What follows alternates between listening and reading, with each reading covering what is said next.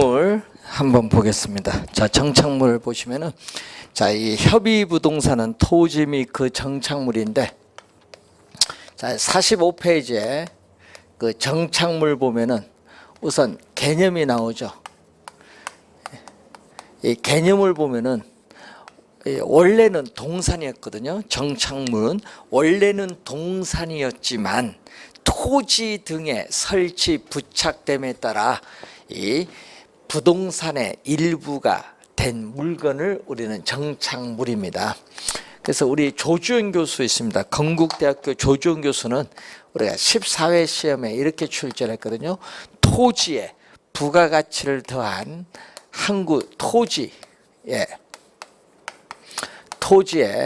이 부가가치를 더한 항구적인 토지의 계량물이다. 자, 토지에 부가가치를 더한 우리 항구적인 토지에 있어서의 계량물을 우리는 이 정착물로 우리가 출제를 14회 시험 했고, 그리고 최근에 보시면 15회 시험과 17회 시험에 또 출제한 지문에는 이 사회 경제적인 면에서, 자, 사회 이 경제적인 면에서 토지에 우리가 부착됨에 따라 이 토지에 부착됨에 따라 이 계속적으로 이용된다고 인정되는 물건, 계속적으로 인정된다고, 계속적으로 우리가 계속적으로 이용된다고 인정되는 물건.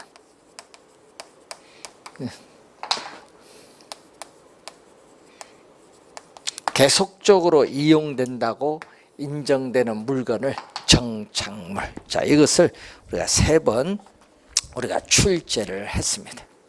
요게 3번 정착물 개념은 3번 나왔고요.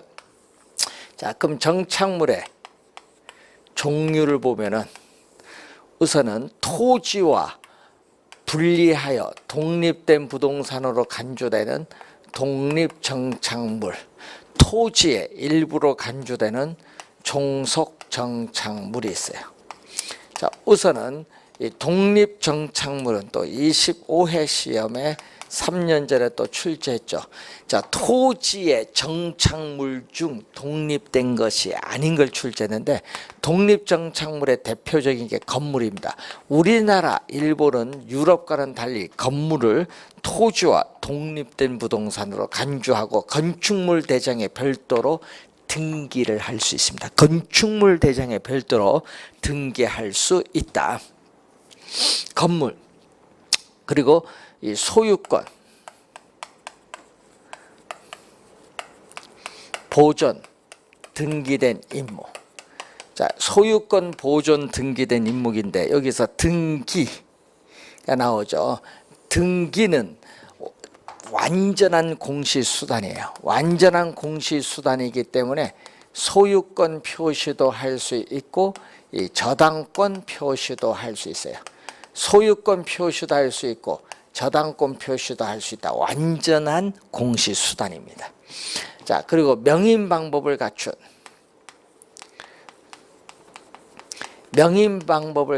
수목의 집단을 의미하겠죠. 자, 명인 방법을 갖춘 우리가 수목의 집단인데, 이때 명인 방법은 소유권을 표시하는 방법으로서 관습법상의 권리예요. 그래서 여러분 산에 나무에 홍길동 표차를 붙여서 내 것이라고 표현하는데, 그래서 이 명인 방법은 소유권을 표시를 하는 방법으로서 관습법상의 권리죠. 그렇기 때문에 소유권 표시는 할 수 있는데 이 불완전한 공시수단이에요. 등기는 완전한 공시수단이지만은 명인 방법은 불완전한 공시수단입니다. 불완전한 공시수단이기 때문에 저당권 표시는 할 수 없다라는 거. 등기와는 다릅니다. 자, 그리고 이 정당한 권한, 이 정당한 우리가 권리의 원천이죠. 정당한 권한에 의해서 타인 토지에서 경작 재배된 농작물, 또 정당한 권한 없이 타인 토지에서 경작 재배된 농작물은 경작자 소유입니다. 토지와 독립된 부동산으로 간주되면서 우리는 경작자 소유인데, 자, 요 시험 문제 정착물 여기서 4개가 나오고 하나가 국어를 출제해서, 국어는요 종속 정착물입니다. 여러분 국어는요 지목이거든요. 우리 저 농촌에 가면 밭에 옆에 도랑 있죠. 도랑, 여기에 지목 국어라고 하는 거예요. 쉽게 도랑이라고 우리 많이 하는데, 그 이제 이 국어는 출제인데 종속 정착물입니다. 종속 정착물은 토지에 일부러 간주되는 물건으로서 도로의 포장, 아스팔트, 교량, 터널, 축대, 돌담, 뭐 울타리, 뭐 이런 걸 의미하는데, 자, 여러분 주의해야 될 건 이거죠. 매년 경작의 노력을 요하지 않은 나무, 자연, 식생, 다년생, 식물 등은 어떻게 돼요? 토지의 정착물로 간주되면서 부동산 중개의 대상이 되는데, 이것은 토지의 일부로 간주되는 종속 정착물. 17회 시험에 조준 교수 교재에 나와 있는데 17회 시험에 출제한 지문. 자, 그럼 정착물이 아닌 건 어떤 게 있느냐? 자, 정착물이 아닌 것. 자, 정착물이 아닌 것은 동산으로 분류하죠. 자, 정착물이 아닌 건 동산으로 분류한다. 여러분, 계속적으로 이용된다고 인정되는 물건은 정착물이기 때문에 계속성이 없는 판잣집, 가식 중에 수목. 여러분, 가식 중에 수목이라는 거 뭐죠? 예? 다른 곳에 옮겨 심기 위해서 임시로 심어놓은 나무를 얘기하거든요. 임시로 심어놓은 나무라든지, 자, 농촌의 비닐하우스, 공중전화 부스, 컨테이너 박스 이런 게 있는데, 또 요거 있죠. 매년 경작의 노력을 요하는 경작 수확물인 우리가 벼, 감자, 옥수수, 토마토, 이것은 정착물이 아닌 뭘로? 동산으로 본다. 이것은 14회 시험에 출제를 또 했죠. 조준 교수 교재 또 나온 내용인데, 이 지문 시험에 나올 때 틀리신 분 많습니다.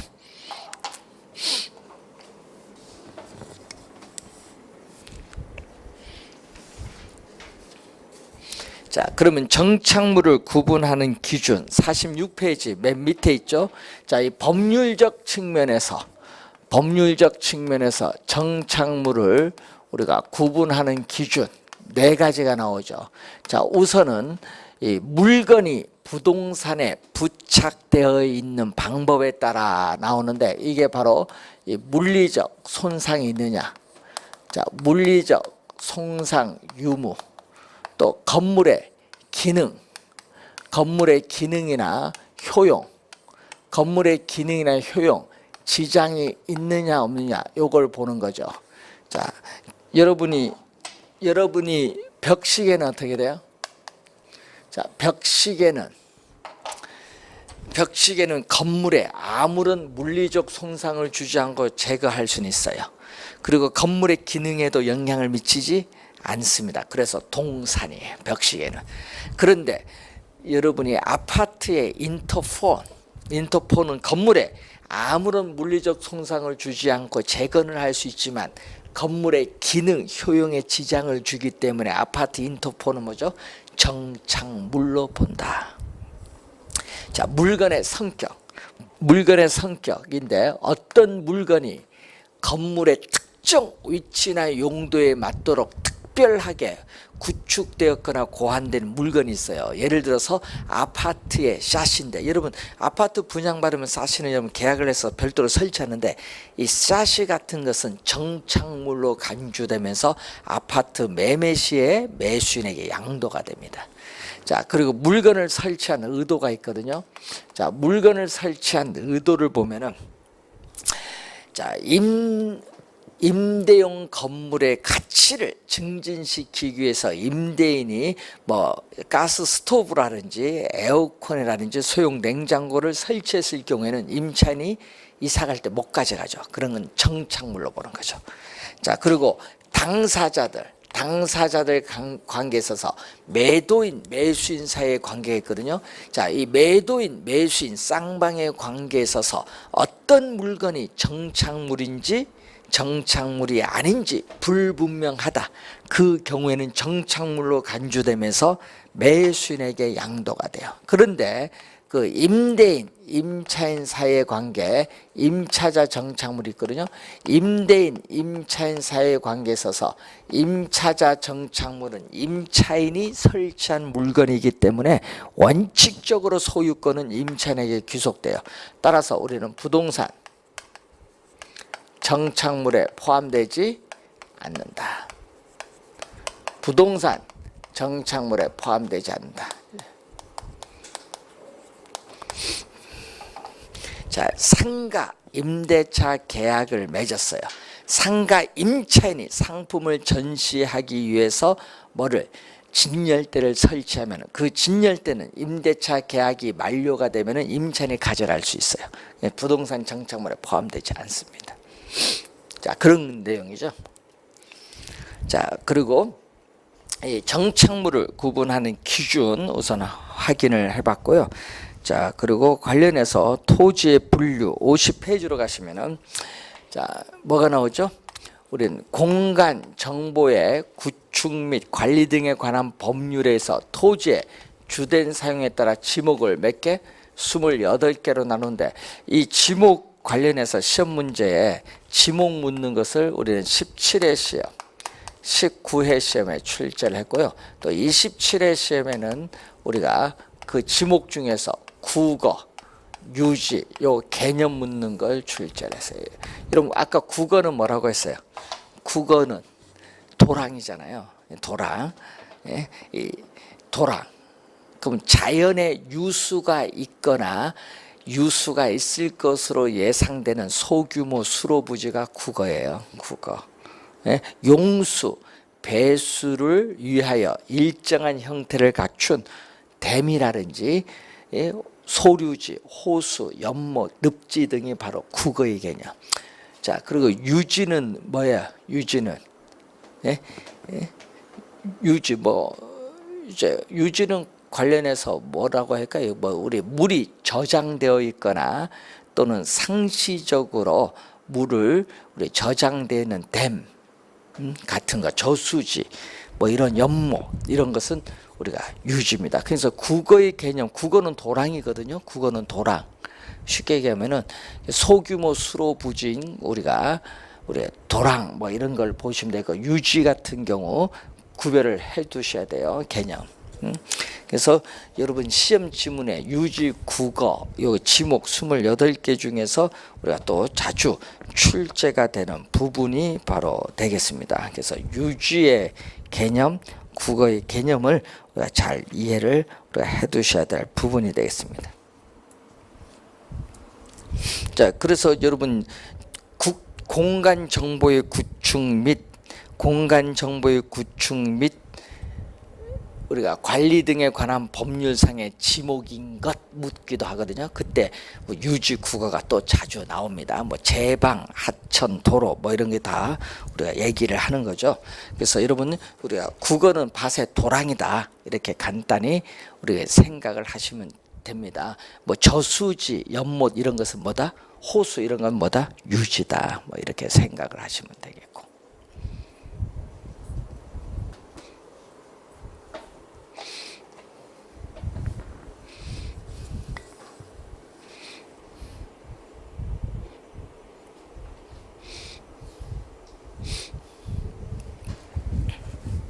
자, 우선 개념 잘 확인 한번 해 두시기 바라고요. 자, 여러분이 그 몇 페이지죠? 그게 50 21페이지에 부동산 활동에 따르는 토지 용어. 자, 여기 올해 또 출제가 또 예상이 되는데 거기 보면 이런 게 나오거든요. 이 주거용 주택, 상업용, 점포 등의 영구적 구축물에 제공되는 이 토지가 지목돼야 여기에 지목되거든요. 지목된데 여기다가 뭐가 들어가냐? 공업용이 하나 더 들어가요.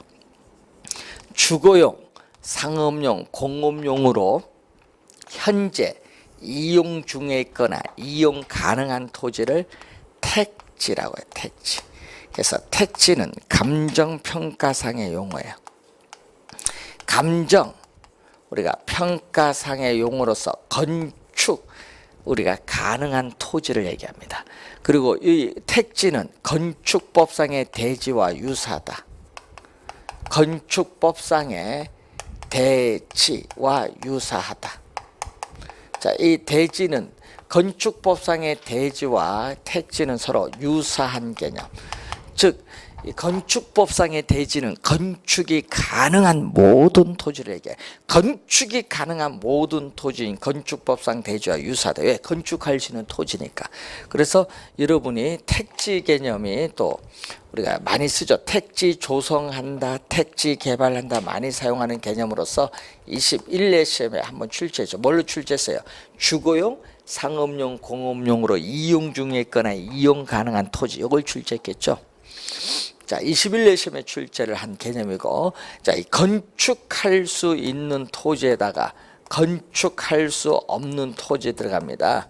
자, 건축할 수 있는 토지에다가 건축할 수 없는 토지, 이걸 포함시켜서 이걸 뭐라고 하냐? 부지라고 해요. 그래서 보니까 택지보다 부지가 넓은 개념인데, 부지는 22회 시험에 출제된 용어입니다.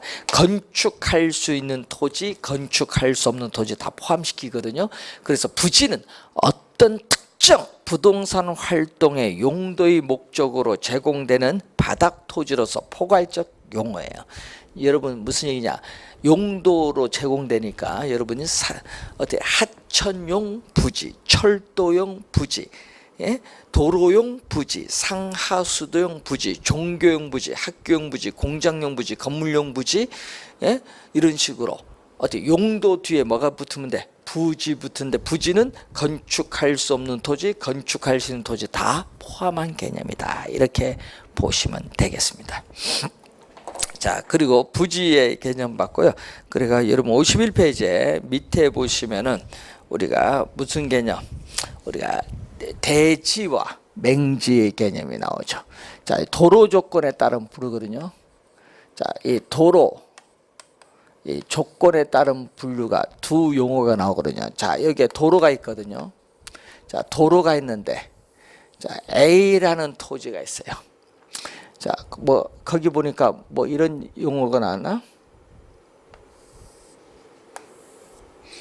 자, 예를 들어서 A, B, C, D이다. 그럼 이 C 토지가 A, B, D, E에 둘러싸여 있어요. 그래서 도로와 전혀 맞닿은 부분이 없는 이 C 토지를 우리는 맹지라고 해. 맹지 개념도 상당히 중요하거든요.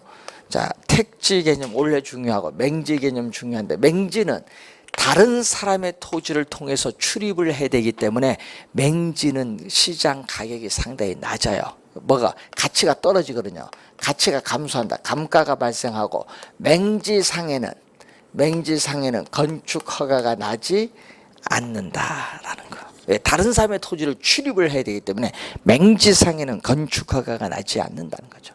자, 그럼 맹지가 중요하고요. 맹지는 아니죠. 자, 이 도로가 있는데 A 토지가 있고 B 토지가 있는데, 이렇게 도로와 접성면을 조그만 통로를 통해서 가지면은 건축할 수 있어요. 근데 그 모양이 꼭 무슨 모양을 띠고 있다? 자루 모양을 띠고 있다. 그래서 이것을 자루대자라고 하죠.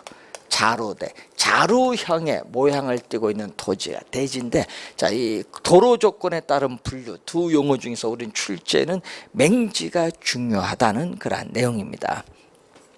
자, 부동산 활동상의 분류에서 보면은, 자, 이런 부동산 활동상의 분류를 보면은 필지와 뭐가 있다? 획지 개념인데 또 우리 출제위원은 뭐를 중요시 여긴다? 우리는 필지를 중요시 여기죠. 자, 필지는 우리가 15-1회, 18회, 20, 우리가 2회, 24회 시험에 출제된 용어죠. 자, 맹지는 11회, 14회, 15-1회에 또 출제를 했죠. 22회, 24회 시험에 출제된 용어.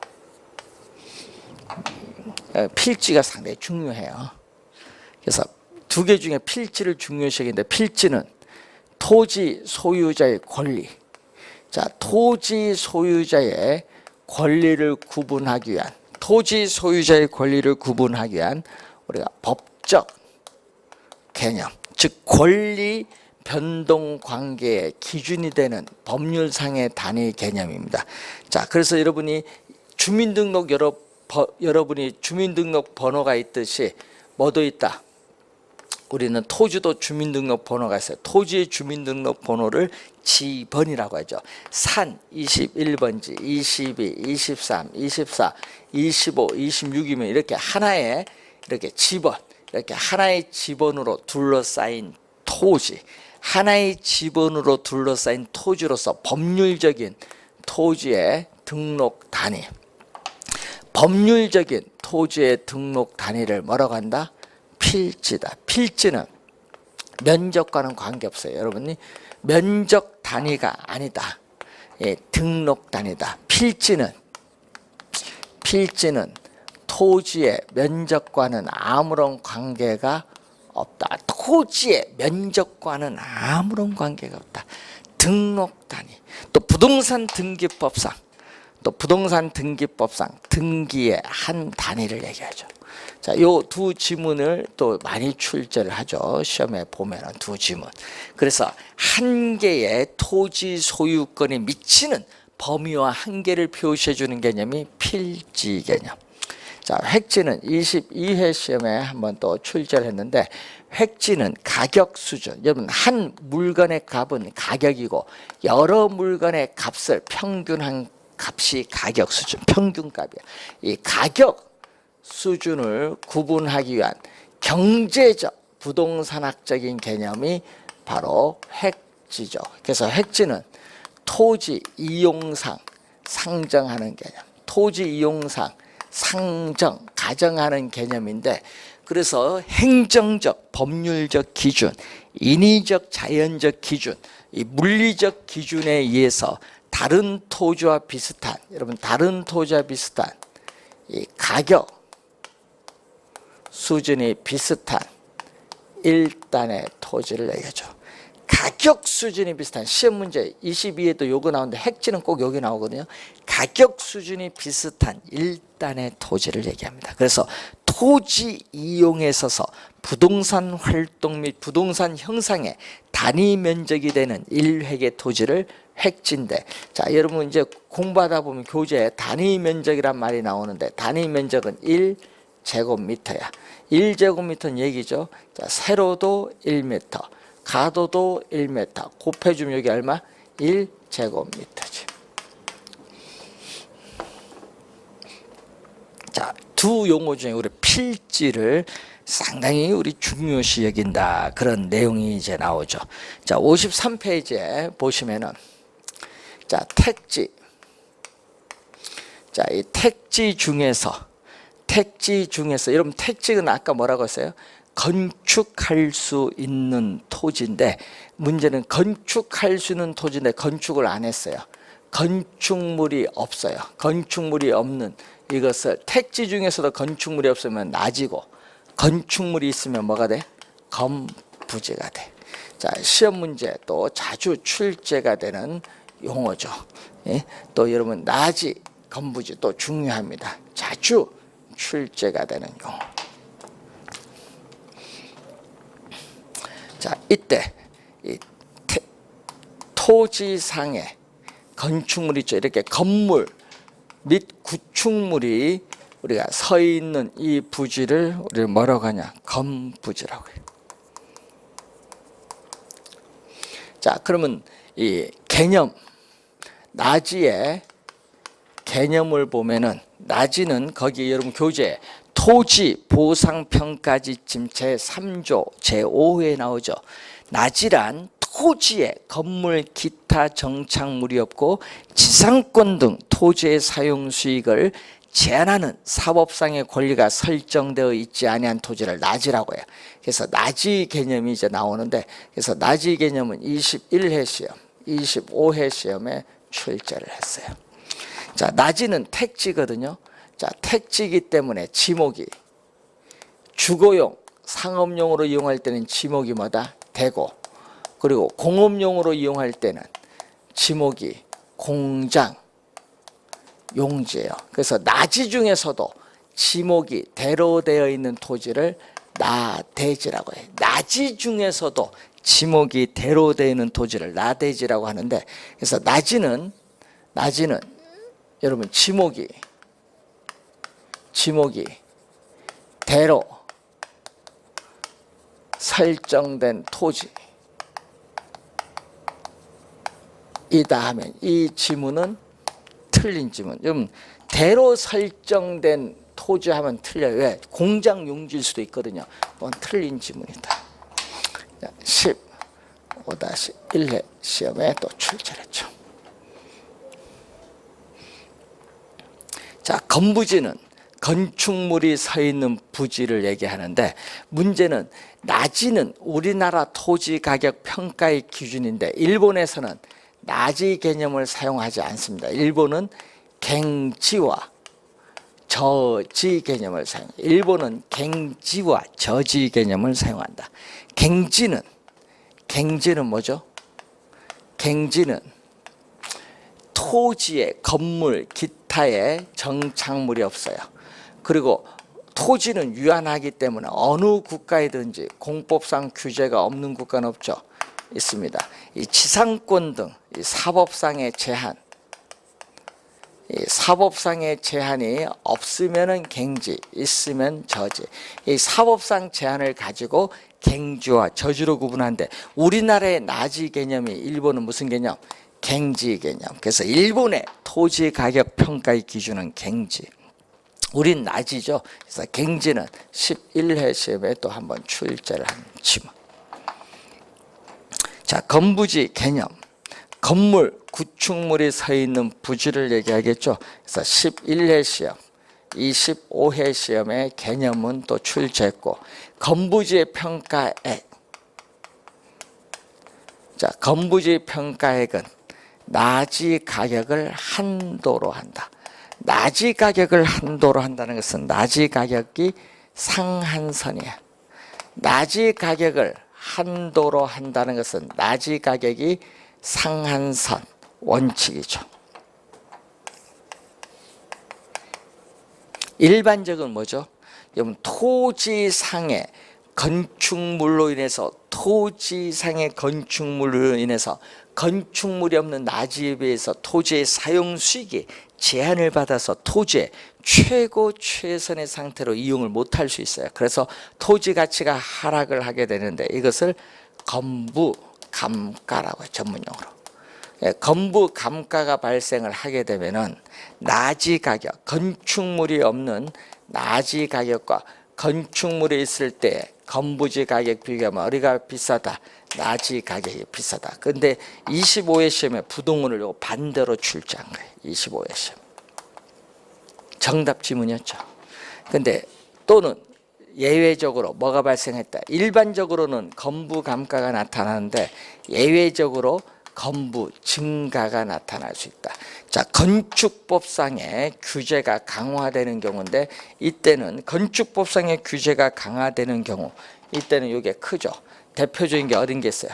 그린벨트, 개발 제한 구역. 개발 제한 구역은 개발이 안 되기 때문에 개발 제한 구역 안에 있는 나지보다 오히려 건물이 있는 건부지 가격이 오히려 더 비쌀 수 있어요. 왜? 건물은 철거할 때까지 계속 이용이 가능하니까.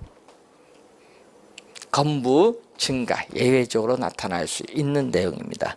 자, 이 내용의 이제 여러분이 교재에 53페이지에 걸쳐 설명되어 있고, 자, 54페이지에 보시면은 중간에 공지가 나오죠. 공지. 자, 이 공지에 우리가 개념이 우선 나와 있습니다. 자, 여러분 공지는 여러분 건물과 건물 사이에 있는 땅 있죠? 건물과 건물 사이에 있는 땅이 공지야. 예? 건물과 건물 사이에 있는 땅이 공지인데 이 공지는요. 건축법상의 대지에서 건축물의 밑에 바닥 면적을 제외한 부분을 얘기합니다. 즉 여러분이 지진이나 홍수 등의 재난이 발생했을 경우에 피난 그리고 일조 등 양호한 생활 환경 확보를 위해서 우리는 일정 면적, 건축물의 일정 면적 부분을 제외한 남아있는 부분의 토지를 뭐라고 한다? 공지라고 해요. 공지. 그래서 이 공지 개념이 또 상당히 우리가 두 번 우리 지문송에 나오는데 공지와 여러분 거기 보면 공한지는 달라요. 예? 공지와 공한지는 다른데 공한지는 택지거든요. 공한지는 도시 안에 있는 택지니까 건축할 수 있다 없다? 있지. 예? 도시 안에 있는 택지니까 건축할 수 있어요. 근데 건축을 안 해요. 왜? 지가 상승을 기대하는 토지에 투기 목적으로 보유하기 때문에 건물을 안 짓는 거예요. 그래서 어떻게 돼요? 시험에 꼭 이 얘기가 나와요. 장기에 걸쳐서 방치하는 토지야. 건축물을 짓지 않고. 공한지 개념이 나오죠. 11회 시험에 출제를 한 용어죠. 자, 소지가 나오죠. 자, 소지는 또 우리 또 평가 가서 또 한번 배우는데 소지는 택지 등으로 개발되기 전 자, 여러분 소지는 우리가 택지 등으로 개발되기 전 자연 있는 그대로의 토지인 논밭임에다. 논밭임의 소지를 택지로 조성하는 거예요. 논밭임야를 의미하는 게 소지지.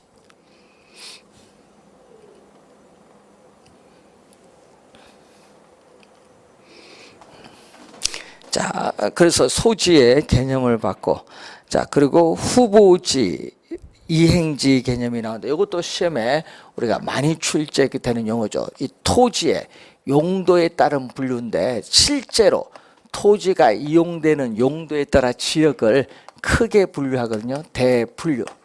자, 크게 분류했을 때 이 택지 지역, 농지 지역, 임지 지역으로 구분하거든요. 임지 지역 지목이 임야, 산이거든요. 지목이 이 산을 택지로 조성할 수 있고 농지나 임지는 감정평가상의 용어인데 농지는 지목이 전답 과수원이거든요. 전답을 택지로 조성할 수 있는데 이때는 용도적 지역의 전환이란 말 쓰죠. 이렇게 임지 지역, 농지 지역, 택지 지역 등 용도적 지역 대분류, 크게 대분류 사이에 전환 중에 있는 토지를 뭐라고 한다? 후보지. 자, 시험에 또 우리가 자주 출제했는데 작년 27회 시험에 또 출제를 했죠. 최근에 보면은 우리가 15-1회 시험에 출제를 했죠. 우리가 시험에 또 출제를 했고, 예? 그리고 우리가 관련해서 시험에 출제를 했고요. 22회, 27회 시험에 출제를 한 개념. 많이 나오죠.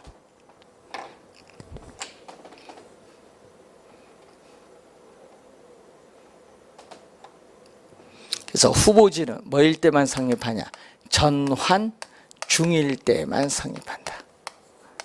전환 중일 때만 성립해요. 그럼 무슨 얘기냐? 여러분이 산을 택지로 조성 중에 있다. 또 전답을 택지 조성 중에 있다 하면요. 택지 후보지라고 해. 택지 후보지. 근데 조성이 끝나면은 택지 후보지에서 후보지를 빼버려.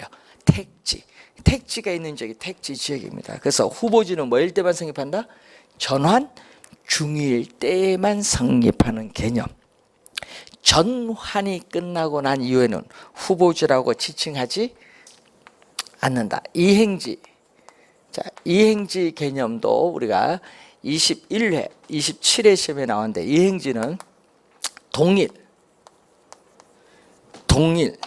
용도적 지역 내입니다. 자, 동일 용도적 지형 내. 내가 항상 붙어. 동일 용도적 지형 내. 자, 그러면 여러분 이걸 세분화시켜요. 여러분 택지적을 대어 세분화시킨 것을 소분류라고 하는데, 택지적을 주택지역 또는 주거지역, 상업지역, 공업지역, 농지지역은 전은 밭이거든요. 전지지역, 답은 논입니다. 답지지역, 과수원지역으로 이렇게 세분화시켜요. 자, 예를 들어서 여러분이 공단이 외곽으로 이전을 해서 그 공단이 있던 지역에 대규모 아파트 건설 중에 있어요. 그러면 택지지역 안에서 공업지역이 주거지로 바뀌는 것을 이행지라고 해요. 이행한다 하거든요. 공업지에서 주거지역으로 이행한다. 그래서 동일 택지지역이란 동일 용도적 지역 내는 소분류하거든요.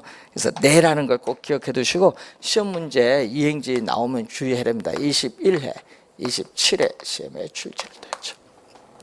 후보지 이행지 시험에 많이 출제가 되는 용어인데 용도에 따른 분류거든요. 여러분 신도시를 개발하기 위해서 밭을 수용했어요.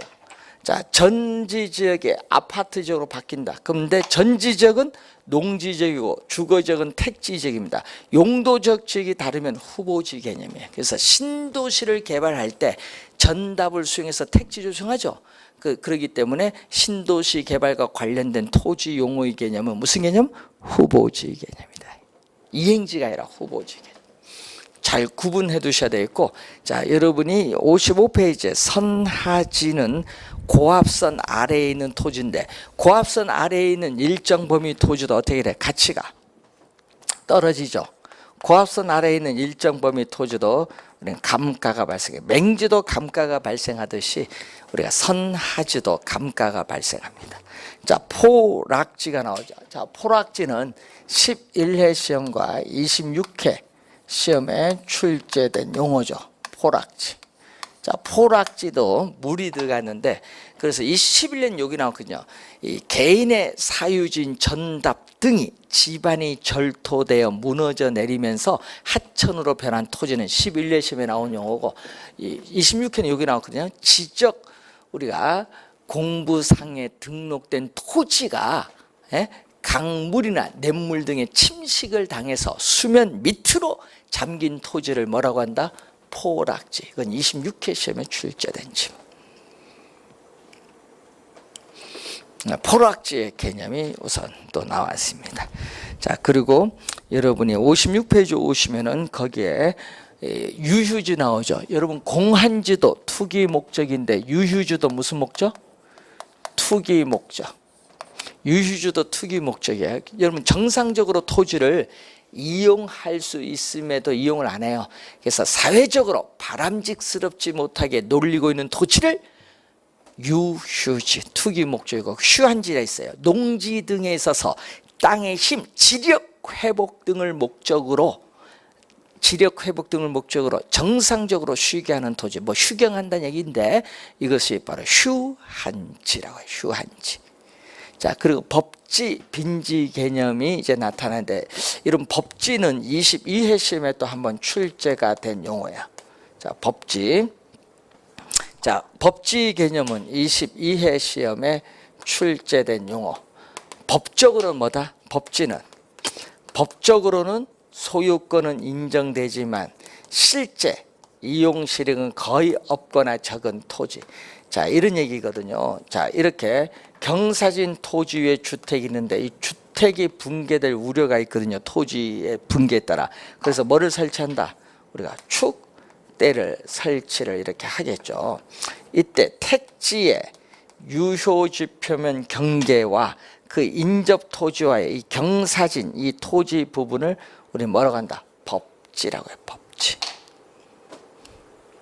경사진 토지 부분인데 법지는 뭐야? 측량 면적에는 포함이 돼서 소유권이 인정되기 때문에 측량 면적에는 포함이 되지만은 실제 이용함으로써 얻는 이익은 거의 없어요. 그럼 이 법지와 반대되는 개념이 뭐죠? 법지와 반대되는 개념이 빈지인데, 빈지는 뭐라고 한다? 우리는 공유수면 관리 및 매립에 관한 법률에서는 바닷가라고 하죠. 법적으로는 소유권은 인정되지 않지만은 이용실익은 뭐다? 있는 토지예요. 여러분 우리 서해안에 대천해수욕장 가면은 대천해수욕장 물이 들어와서 밀물 만조가 됐을 때 그 앞에 보면 백사장, 모래 백사장 있죠? 그게 빈지 바닷가입니다. 그러니까 법지와 반대되는 개념이거든요. 소유권은 이건 인정되지 않지만 이용실익은 많은 토지야. 그래서 물이 들어왔을 때 만조 수의선으로부터 지적공부에 등록된 지역사회에 있는 땅, 바닷가를 의미하는데 그 우리가 대천해수욕장에 만조가 됐을 때 거기 백사장이 바로 빈지입니다. 갯벌이 아닙니다. 주의하셔야 됩니다. 갯벌은 만조에 물이 잠겼다가 썰물일 때 드러나는 땅이 갯벌이에요. 그러니까 빈지가 갯벌이 아닙니다. 주의하도록 합니다.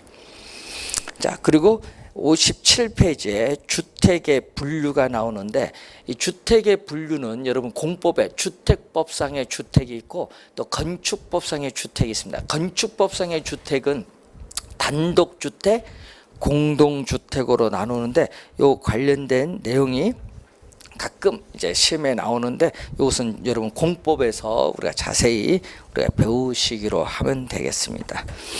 자, 그런 의미 한번 우리가 보시면 되겠고, 자, 여러분이 그 가운데서 우리가 항상 그 토지에 우리 지금 배우신 용어 중에 부동산의 개념, 기술적, 경제적, 법률적 개념 요거 출제를 하고요. 그리고 토지 용어, 지금 배우셨던 토지 용어에서 원래 또 한 문제 출제가 예상이 됩니다.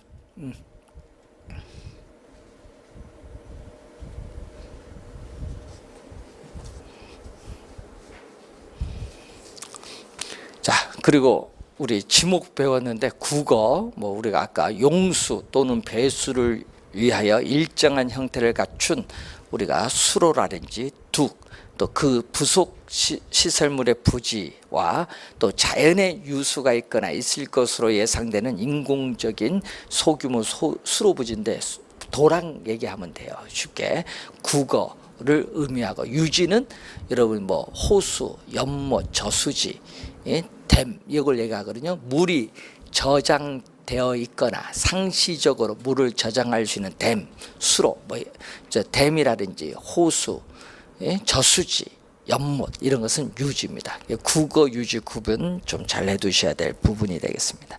자, 잠시 쉬고 이제 두 문제 우리 출제 예상되는 원래 배우셨고, 그리고 이제 마지막 시간에 또 매년 출제되는 토지의 특성이 있습니다. 이 토지 특성과 이로 인해서 파생되는 특징이 또 출제를 하는데 70페이지에 관련된 내용이 이제 나오죠. 잠시 쉬고 시작하겠습니다.